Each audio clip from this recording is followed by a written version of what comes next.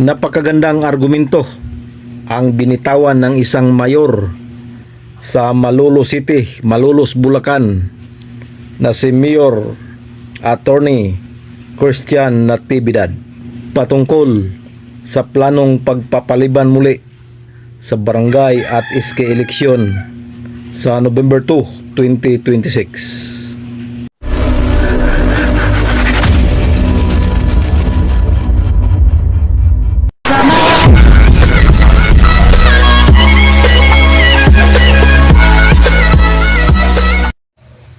Hello, isang mapagpalang araw sa ating lahat mga kapobre.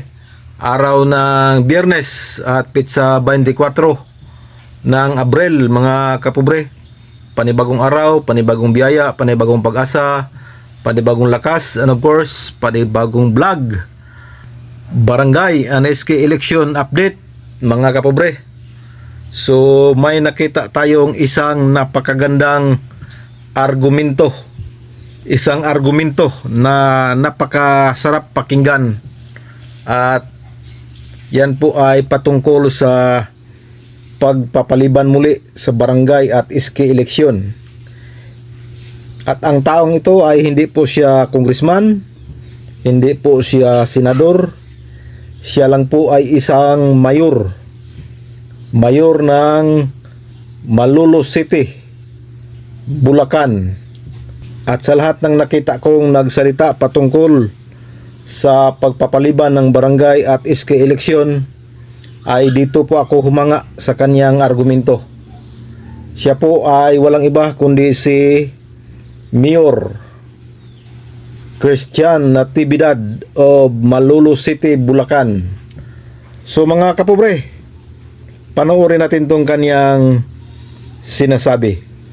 Maganda to.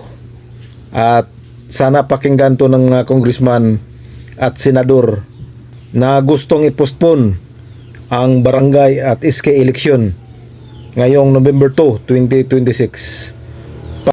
Panoorin natin to mga kapobre. Here we go. Sa pagpapaliban po ng barangay election. Yung pagpapaliban ng barangay election, kasi may Supreme Court decision na dyan na sinasabi na kailangan gawain ang halalan sa ganitong panahon pagkatapos ng nakaraang halalan. Kung babaguhin ito, is a very big dilemma sa mga legal luminaries natin. Ang pwedeng magsabi niya, gagawa ng panibagong batas, Kongreso at Senado. Ginawa na ng Kongreso at Senado nung araw yun. Ano ginawa ng Supreme Court? Sinabing mali yung ginawa ng Kongreso at Senado.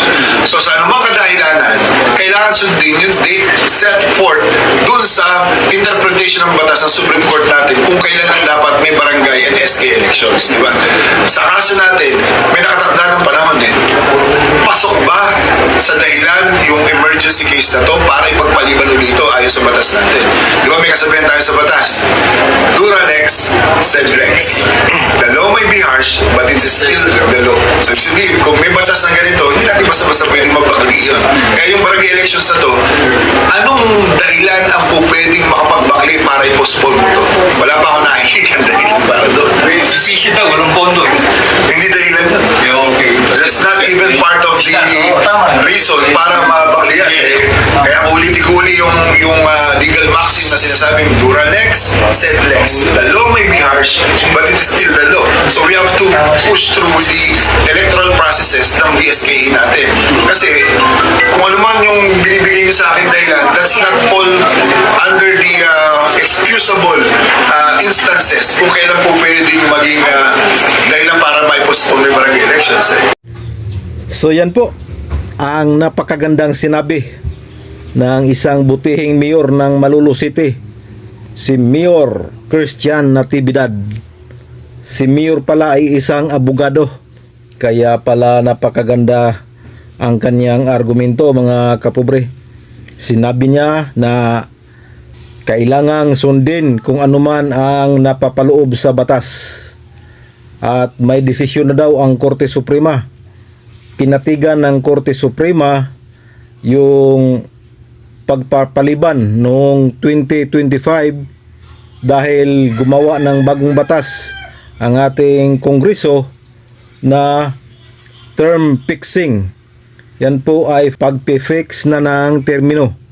At yan ay magaganap ngayong pagkatapos ng eleksyon ngayong November 2, 2026. Paano naman daw ang batas na yun kung babaliin muli? Yan ang sinasabi ni Mayor Natividad. At dapat kung ano man daw ang napapaloob sa batas ay dapat yan ang sundin. Dapat ipostro na daw yung halalan sa barangay at iske ngayong November 2, 2026 dahil wala daw siyang nakitang dahilan. Yung krisis na dinadahilan ng mga congressman at sa mga senador na pabor para i-postpone ay hindi daw yun dahilan, sabi ni Mayor Natividad. Again, siya po ay isang abogado. So sana napanood ng mga congressman at senador tong panayam kay Mayor Natividad. Napakaganda ang kanyang sinasabi at may punto po.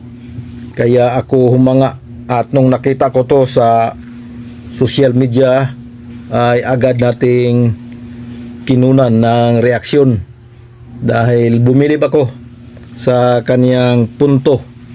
Dahil kung ano man daw ang nakalagay sa batas, dapat ayon ang sundin.